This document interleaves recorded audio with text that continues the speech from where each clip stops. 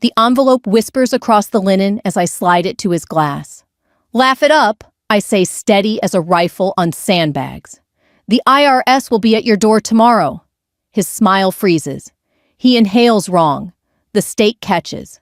The fork clatters, a bright metallic scream. His eyes water. Laughter clicks off like a radio. That's the moment the table learns what silence weighs and what a woman's quiet can carry. An hour earlier, the night smelled like butter pepper and money. My father sat at the head, as if the chair were a throne he'd bought in cash, the stem of his glass pinched between fingers that had never washed dishes. He lifted it high. If useless had a face, he said, eyes bright with drink and attention, it'd be my wife at the dinner table. The line landed as he wanted a cheap blast of laughter. Men slapped backs. Aunts rolled eyes the way people do when they want to seem above it, but won't risk saying so. My mother set her napkin down with the care of someone folding a flag. She didn't look at me. She rose fingers, brushing the chair for balance, and left, like a tide going out soft, inevitable, exposing everything. No one stopped her. In this house, you don't interrupt the man who pays the mortgage, even when the roof leaks respect. I've been deployed twice. I've heard a bass go from laughter to sirens in one breath. There's a pitch to danger soldiers and daughters recognize. I heard it then, thin under the jokes, the sound of a line you can't uncross. He kept talking. What he grinned at his friends, palms open. You know I'm right. She's... He shook his head as if language were beneath the effort. Bless her heart. The South in him wrapped the insult in velvet and called it charm. I watched the doorway my mother had slipped through. I pictured her in the kitchen, shoulders tucked in hands, finding whatever chore said I am still useful. My chest tightened under invisible armor. Breathe. In on 4, hold out on 4. Kiddo, my uncle leaned toward me, breath yeasty with beer. Don't take the old man so serious. He's just winding folks up. He's been winding people up for 30 years, I said. Keep it light. Tone is the first weapon. One day, the spring snaps. Look at you! Dad crowed, delighted I'd spoken. He loved an audience and a target. Soldier girl with a sense of humor. He lifted his glass at me like a toast to himself. Tell us about the wars you win at a desk. I smiled, a short, sharp smile. The Army taught patience, precision, paper trails. Under the table, my fingers found the envelope in my bag. Heavy, not with cash, he'd respect that. But with copies transfers, he swore nobody noticed. Consulting money through a cousin's LLC, a boat paid by a company that kept winning contracts he signed as a favor. He said he didn't believe in ghosts. His accounts were haunted. I'd promised I would talk to him privately after dessert. But there's a thing that happens to your spine when a good woman is renamed as a punchline. It straightens. It stops asking. He carved his steak with the care of a surgeon. Look at that, he told the table, turning the cut so the juice bled onto the china like a small red scandal. Perfect, like my timing. Timing, I said barely aloud. People think soldiers love noise. We love clarity the second before the order, when everyone holds breath and purpose. I felt that second bloom. My younger cousin dropped her eyes, embarrassed for my mother. My aunt's lips pressed tight, mercy in me thinned to a thread. I stood. The chair legs whispered. Rooms like this take a moment to notice a woman standing for herself. I reached into my bag past keys and ordinary life and found the paper life men like my father swear can't touch them. He looked up. To say grace? He smirked. Didn't know the Army still taught that. Some things never change, I said, like consequences. He chuckled, kneading the table to echo him. They did, thin and obedient. I set the envelope by his glass. The cloth was crisp as a dress uniform. The paper made a small drag, the whisper that says, the time for talking is over. What's this? He asked, turning it so others could see. Directions, I said. For what? For tomorrow. He flicked the flap cheeks high with entertainment. My birthday's not until... Laugh it up, I said, calm as calling in coordinates. I tipped my chin at the black return address. The IRS will be at your door tomorrow. Something brittle cracked. His eyes dropped to the logo-traced letters he'd hoped to outrun. He inhaled too fast pride and meat and panic, and the fork slipped. It rang like a bell announcing that something old had ended. He grabbed at his throat. A cousin half rose, then froze, unsure whether to clap his back or pretend it was still a joke. No one laughed. I didn't move to help him. Not because I wanted him hurt, but there are battles a woman shouldn't interrupt, and one is a man wrestling with proof he isn't God. He forced the bite down, coughed eyes, watering color, draining. When he finally breathed, it came ragged, smaller. He stared at the envelope as if it might sprout teeth. "What did you do?" he whispered. I thought of my mother, how many meals she cooked and swallowed in small, apologetic bites. I thought of the way he laughed while she disappeared from rooms, and I thought of the sentence that shaped my life I serve. "I kept the receipt," I said. Around us, the room held still. You can feel when people realize the story has turned, that the man they were told to cheer isn't wearing the right colors. I didn't look away. His hand hovered over the envelope, then fell. He didn't open it. He didn't need to. In the kitchen, a plate clicked softly under running water. A small, clean truth cutting through a big, dirty lie. At the table, the silence finally earned its place. People think the hardest part of service is the miles desert jungle ocean sky. They think it's the heat, the cold, the exhaustion that turns your body into something unrecognizable in the mirror. But for me, the hardest part of wearing the uniform was always the return. Coming back home meant shedding Kevlar, but keeping the armor, because here under my father's roof, I was never just a soldier. I was the girl who should have married instead. I learned early to let his words bounce. At first, I treated them like mosquitoes, swat, ignore, get on with it. Over the years, though, I realized words don't just sting, they settle slow, seeping into the skin. That night, his toast to my mother wasn't the first dagger. It was simply the latest. I remember being 16, starched in my ROTC uniform, standing in front of the mirror before school. He'd walked past, looked me over, and snorted, "You look like a kid playing dress-up in somebody else's clothes." That was his way of encouragement. Mom said nothing then, but she lingered in the hallway, her eyes, soft lips pressed. She carried both the silence and the bruise. When I signed enlistment papers at 18, he laughed so hard I thought he'd choke then too. "You'll wash out in a month," he'd said. "Army doesn't need housemaids." But I didn't wash out. I sweated, I bled, I earned my place. I carried 80 pounds on my back across terrain that chewed men raw. And every mile I marched, his voice walked beside me, sneering. Strangely, I never hated him for doubting me. What I hated was the way he treated Mom. My mother, who had raised 3 kids with a patience that could shame saints who stretched a paycheck until it snapped, who ironed his shirts so sharp the seams looked like blades she was useless in his eyes. A woman who loved him so long the echo of that love disguised the hollowness underneath. That night at the table when he mocked her again, it wasn't new, it was ritual. But rituals rot when light shines in. My light was the uniform. Even he couldn't joke that away. I sat in silence as Mom left the dining room, my jaw stiff. The guests sipped wine, pretending to admire the cut of steak, pretending they weren't hearing what they heard. That's the game in families like ours, pretend loud enough, and maybe truth goes quiet. But the truth was screaming inside me. When I deployed overseas, Mom wrote me letters. Always the same looping script, always short, always ending with, "I'm proud of you. Don't let your father get to you." She never wrote about herself. Never about how he cut her down. Never about how lonely she was in that house, while he played king at the head of the table. But you could see it between the lines. Her pride in me was a patch over the wounds he gave her. I carried those letters in my pack, folded so many times the paper thinned. They smelled like home ink, faint perfume, sometimes a trace of cinnamon from the kitchen. They were the reason I kept marching when my knees screamed. And they were the reason I knew one day I would stop letting him win by silence. My comrades often asked why I never married, why I kept to myself on leave.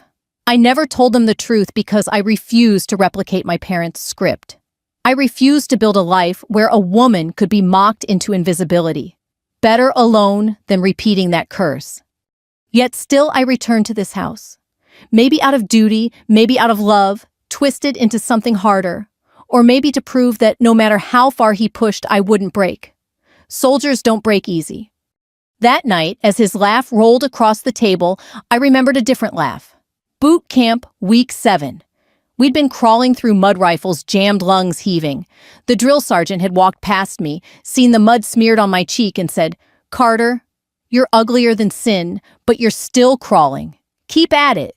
It was meant as an insult, but I'd grinned anyway, because it was recognition, because it meant I belonged. Dad never gave me that, not once. No nod, no grudging respect, no acknowledgement that his daughter was tougher than half the men he worshipped on TV. And so when I heard his laughter bounce off the dining room walls, I realized I didn't need his acknowledgement. I'd already earned my own. The envelope was heavy in my bag, a reminder of the research I'd done, the favors I'd called in. Soldiers aren't investigators, but discipline teaches you how to track patterns. Money leaves footprints bigger than boots. And my father, he stomped around like no one was watching. Offshore accounts, consulting fees, real estate that shifted ownership faster than cards in a crooked dealer's hand. I'd seen too many men in uniform get court-martialed for less. Honor matters where I serve. Dishonor gets rooted out, or at least punished. But at this table, dishonor poured wine and cracked jokes about his wife. The uniform on my back wasn't just fabric. It was a promise to protect, to serve, to shield the defenseless. And sitting there, watching my mother's retreat, I realized the battlefront had shifted. It wasn't a desert halfway around the world. It was the dining room where a woman I loved was forced to leave in shame. I sipped water, steadying my breath. Around me, forks scraped plates, laughter dripped thinner forced. Dad kept talking, filling silence the way men do when they're scared to face it. Inside, I was quiet as a bunker before the shelling. Outside, I smiled. Soldiers know patience. But patience has an edge, and mine was already cutting through. What he didn't know, was that every laugh at that table was fuel. And every fuel fire needs only one spark. People say fathers pass down their legacy in quiet ways through advice, through example, through the way they treat the women at their table. My father passed his legacy through debt secrets and the cruel sound of his laughter. By the time I was old enough to notice, his businesses were always changing. One year, he ran a construction company that never finished houses. The next, he was a consultant with no office, no files, nothing but checks that arrived in the mail. Mom never asked where the money came from. She ironed his shirt, smiled when neighbors asked, and kept her head bowed like a soldier under inspection. I wasn't blind. Soldiers are trained to read terrain to see what others miss. At 15, I saw envelopes marked "Final Notice" hidden in the desk. At 17, I overheard him bragging to his brother that no IRS pencil pusher could catch him. "They're too busy chasing millionaires," he said. "A smart man lives in the shadows." But smart men don't toast their wives' humiliation in front of their children. Smart men don't raise glasses while their own past rattles like chains in the attic. And that night, sitting at his table, I realized his shadow had finally grown long enough to swallow him whole. Mom bore it quietly. She'd stand in line at the grocery store coupons, trembling in her hands, while he flashed rolls of cash at the bar with his friends. She'd apologize to neighbors for the loud fights, for the broken porch light, for the half-built garage. Meanwhile, he'd shake hands with men who owed him favors and laugh about how the little woman never understood business. I used to think it was weakness that kept her with him. But the older I got, the more I saw it wasn't weakness, it was endurance. The kind of endurance soldiers envy. You can fight wars abroad, but it takes a different courage to live in one every single day. Still, endurance comes at a cost. I saw the way her shoulders bent lower each year. I saw the way she flinched when he reached for her, not out of fear of a blow, but fear of another joke sharp enough to cut her down. Words can scar deeper than bullets. When I enlisted, Dad boasted to anyone who'd listen that I was just running away from home. He told relatives, "She thinks the Army will make her strong. It'll just prove she's not." He never came to my graduation. Mom came, though. She stood in the back of the crowd, her eyes shining through the tears. Later she whispered, You're already stronger than both of us. That sentence carried me through desert nights when the wind scraped like sandpaper, when comrades fell asleep holding rifles across their chests. It carried me because I knew she had never spoken such words about herself. She couldn't. He had stolen that right from her. And so when I came home after my second deployment, I didn't just come home to a father with a sharp tongue. I came home to a man bloated with arrogance, bragging louder than ever, certain he was untouchable. His house had grown bigger, his cars flashier. But when I walked through the front door, the wallpaper was peeling the furniture threadbare. All the shine was surface. I noticed the way he locked his desk now. I noticed the way he stepped between me and the drawer if I came too close. I noticed the late-night calls muffled behind the garage door. Soldiers notice patterns. And every pattern pointed toward one. Truth, his empire was built on lies, and lies always leave receipts. That was when the idea began, quiet, patient, like a fuse, unlit. I started asking questions in the right places, pulling threads he thought invisible. It didn't take long. The army teaches you discipline. Discipline teaches you persistence. And persistence finds cracks in even the hardest armor. What I found filled envelopes, bank transfers, fake invoices, offshore accounts linked to names that weren't his, but were close enough to give him away. Men like him think they're clever. They're not. They're lazy. And laziness is how you hang yourself. Still, I waited, because revenge without timing is just noise. And soldiers don't waste ammo. That night at dinner, as he raised his glass and laughed at my mother, all I could think about was how long he had been laughing at her, at me, at anyone foolish enough to love him.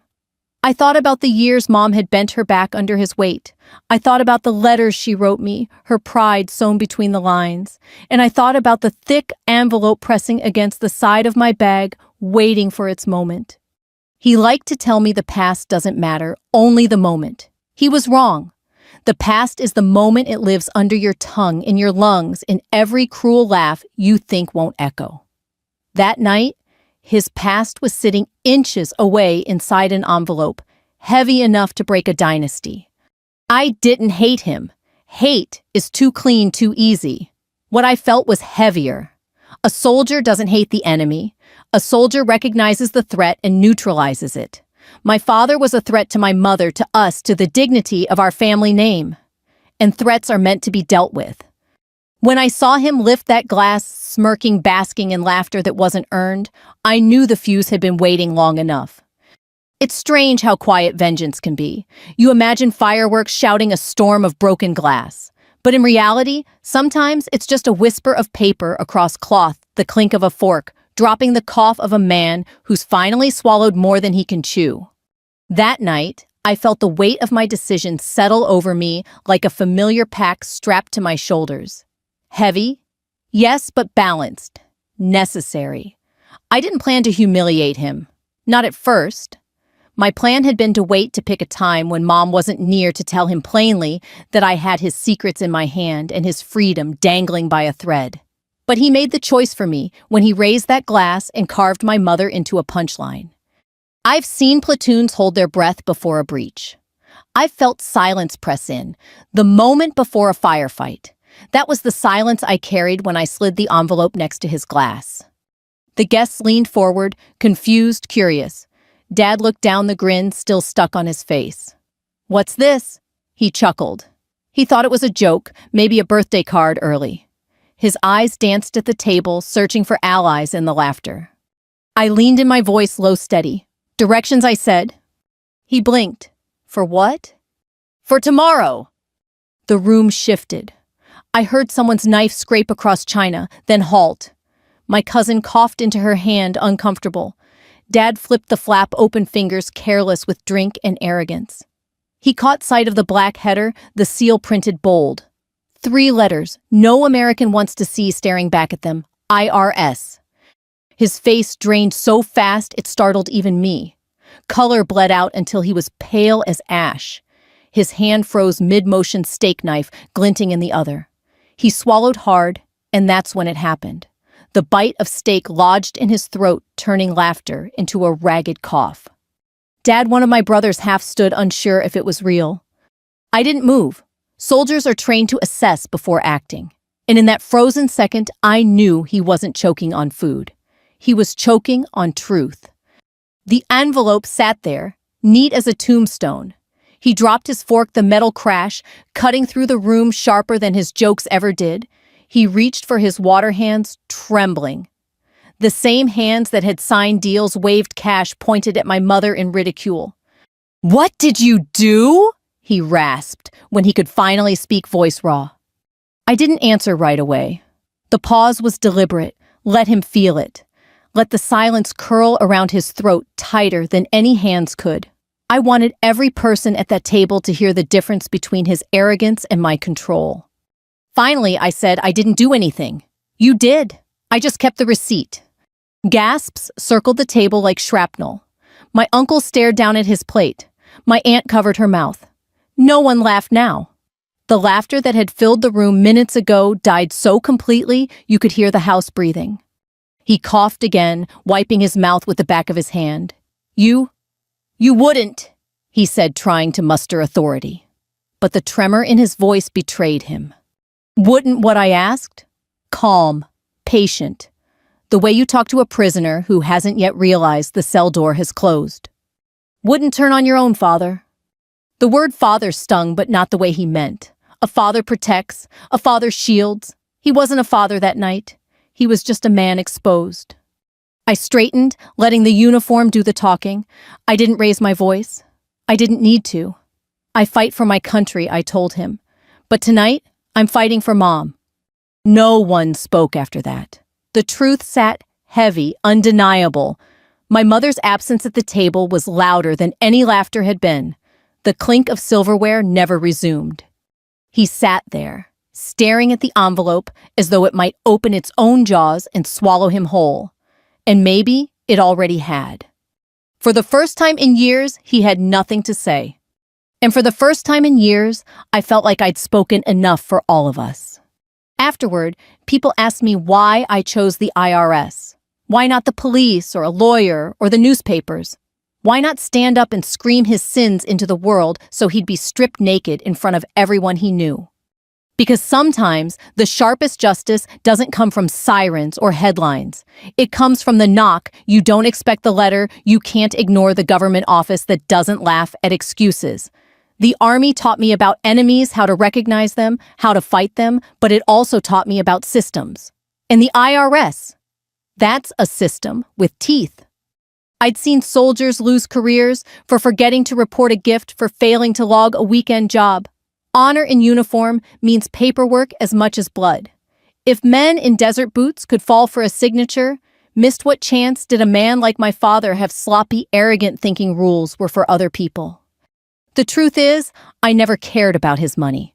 What I cared about was how he used it. He bought respect like it was liquor, poured it out at parties, splashed it on his friends until they smelled like his power.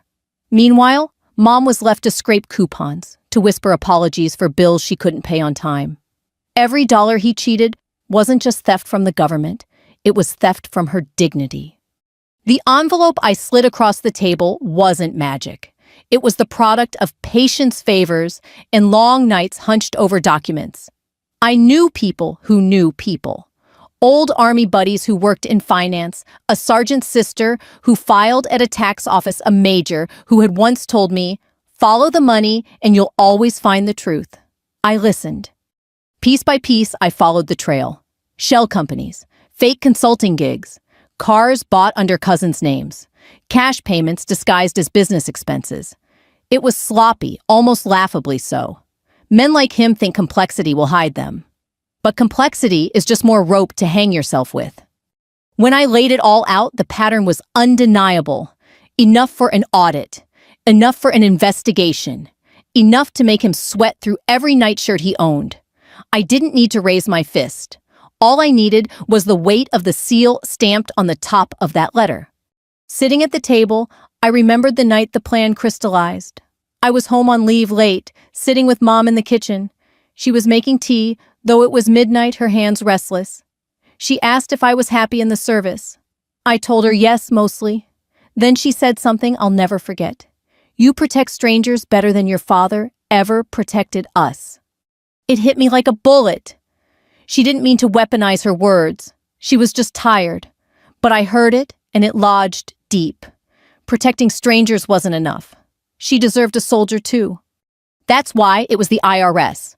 Not because they're terrifying though they are. Not because it was easy, it wasn't. But because it was fitting. The man who always bragged about being untouchable would be touched in the one place he thought safe, his wallet. And the beauty of it wasn't me putting him in chains. It was him. Every unchecked box, every shady transfer, every dollar skimmed was another nail in his own coffin. All I did was point the gravedigger where to dig. When I leaned across that table and said, "Laugh it up. The IRS will be at your door tomorrow." It wasn't just a threat. It was a promise already in motion. I'd mailed copies. I'd spoken to the right people. The fuse was lit. The soldier in me understood what came next. Fallout. You don't fire a shot without expecting return fire. He would rage, he would threaten, he would call me ungrateful traitor, worse. Maybe he'd try to claw his way out. But I also knew something else: you can't win a war you don't admit you're in. And he didn't even know how to fight this one. I looked around the table at the relatives who had laughed at his jokes, who had played along for decades. Their faces were pale, now eyes darting from him to me, unsure where safety lay. For years, they'd been satellites orbiting his gravity. In that moment, I felt the pull shift. He croaked again, voice cracking. "You think they'll believe you?" I shook my head. "They don't need to believe me. They'll believe your numbers." There it was, the truth no insult could bury. I didn't want him in prison. I didn't need him destroyed. What I wanted was for him to feel the weight of what Mom had felt all these years, powerless, exposed, unable to laugh it off. And as he sat there choking on meat and fear, I knew the mission was complete. The days after the dinner were thick with silence. Not the kind that heals, but the kind that lingers like smoke after a fire, cloying, acrid, impossible to ignore. Mom moved through the house as she always did, her slippers soft on the worn linoleum, her hands busy with dishes and laundry. But something in her carriage was different. Her shoulders, which had spent years bent under the weight of his words, had straightened, if only a little. Dad, on the other hand, had changed overnight. His booming laugh was gone, replaced by muttering behind closed doors and the constant squeak of desk drawers opening and shutting. I heard the phone calls late into the night, his voice rising and falling as he begged, bargained, cursed. The swagger that once filled every room had shriveled, leaving behind a man pacing grooves into the carpet. It didn't take long for the official letter to arrive. Plain envelope, government seal. He opened it in the kitchen, hands trembling, eyes darting like a cornered animal. He tried to hide it, stuffing papers back inside, but I'd already seen the word that mattered: audit. For a man like my father, an audit wasn't just paperwork, it was exposure. It was strangers combing through every lie he'd ever told, every number he'd ever twisted. It was the one battlefield he couldn't charm, bully, or joke his way out of. The ripple spread quickly. His drinking buddies stopped dropping by. The men who used to clap him on the back at the country club looked away, now their handshakes suddenly limp. At church, the pew beside him grew empty.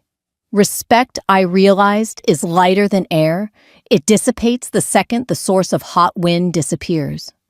Mom noticed too. One evening, she sat across from me at the kitchen table folding laundry. She placed one of Dad's shirts down her hands, deliberate. "He's quieter these days," she said. "Quieter," I echoed. Her eyes searched mine. "You did something, didn't you?" I held her gaze. Soldiers are trained to hold the line, to neither confirm nor deny when the mission depends on silence. But this was my mother, and she deserved more than silence. "I kept the receipt," I said again, the same words I told him at the table. Her lips parted, then closed. For a long moment she said nothing. Then she reached across, laid her hand over mine. Warm, steady. She didn't thank me. She didn't need to. That small pressure said everything: "I see you. I see what you've done for me." Dad tried to fight it, of course. He stormed into the living room one night, waving a half-crumpled letter. "They won't find anything," he shouted. His voice cracked halfway through, betraying him. They can't take me down. I've built this. I didn't look up from polishing my boots. Then you've got nothing to worry about. The room went still. He stared at me, chest heaving, face flushed. For years he'd barked and everyone else had cowered. But not this time. I let the silence stretch, the same silence he'd forced on Mom every time she tried to speak. Now it was his turn to swallow it. The fallout spread beyond the house. Creditors called, letters piled up, neighbors whispered. The man who had once walked into every room with shoulders wide and chin high, now hunched like a man bracing against wind no one else could feel. One night, I caught him at the dining table long after everyone had gone to bed. The same table where he'd raised his glass, laughing at Mom. Papers were spread before him, numbers circled in red. His hair hung loose, his shirt stained. For the first time, I saw. Not a tyrant, not a king, not even a father, but a man unraveling under the weight of his own lies. He looked up, eyes rimmed red. "You don't understand," he whispered. "This family? It all depends on me." I stepped closer, my boots clicking on the wood floor. "No," I said softly. "This family has survived in spite of you." His lips parted, but no words came. His gaze dropped back to the papers. The silence returned thicker than ever, but this time it wasn't mine to carry. It was his. "And Mom?" She started humming again. "In the kitchen while cooking. In the garden while watering the tomatoes." Small, tuneless hums, but they filled the air like sunlight. It had been years since I'd heard her hum. Years since she allowed joy to slip past her lips. That was the moment I knew the fallout wasn't just destruction, it was rebirth. My father's empire of fear had collapsed, and in its ruins, my mother finally found enough space to breathe. The house feels different now. Not louder, not brighter, just freer. The walls don't strain to contain his voice anymore. The air isn't thick with the anticipation of the next insult. For the first time in years, Mom moves through rooms without flinching, without bracing for the blow of words that used to land harder than fists. The IRS did what I knew it would do. They moved fast, precise, like soldiers executing orders. Letters arrived in stacks, then calls, then visits.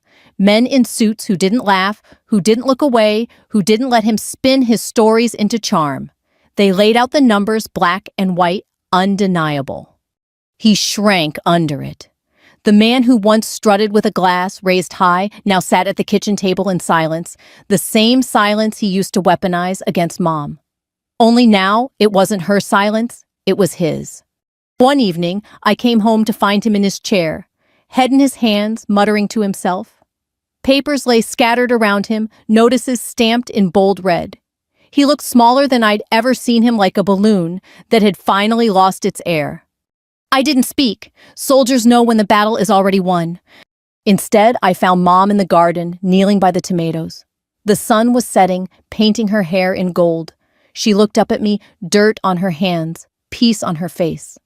"He's quiet now," she said simply. I nodded, for once. She studied me, eyes soft, tired, but alive in a way I hadn't seen for years. "Did you do this?" I held her gaze. "No." "He did. I just made sure someone noticed." Her lips curved into the faintest smile, the kind that holds both gratitude and sorrow. She didn't need to thank me. The quiet around her was thanks enough. That night, we ate together in the kitchen. Just the two of us. Leftover roast chicken, mashed potatoes, no laughter from the other room cutting her down. She ate slowly, savoring each bite like it was her first meal in peace. Across town, Dad sat in meetings with lawyers, his empire unraveling in real time. But in that kitchen, none of it mattered. What mattered was the sound of Mom's fork against her plate, the hum under her breath, the way silence had finally shifted sides. I thought back to that dinner, to the moment I slid the envelope across the table. I thought of his face as the color drained the fork, clattering the cough that silenced everyone. For years, he'd held the power in his laughter. Now, silence belonged to Mom. For once, silence wasn't punishment. It was protection. It was peace. I wear a uniform that promises to defend this country. But that night in my own home, I realized the truest battle I ever fought wasn't overseas. It was at that table, for the dignity of the woman who had written me letters in careful script, who had carried her silence like a cross. And I won. Not with a weapon, not with a shout, but with an envelope and the promise that justice can come in the quietest ways. So if you're listening to this now, remember justice doesn't always roar. Sometimes it whispers across a table, sometimes it looks like a daughter standing up for her mother, and sometimes it sounds like silence finally resting on the right side. If this story touched you, if you've ever felt the sting of words meant to make you small or seen someone you love diminished when they deserved better, take a moment, share this story, reflect on it, hold it close. And if you'd like to hear more, stay with us. There are more voices, more battles, more quiet victories that deserve to be told. Because in the end, silence can be the loudest justice of all.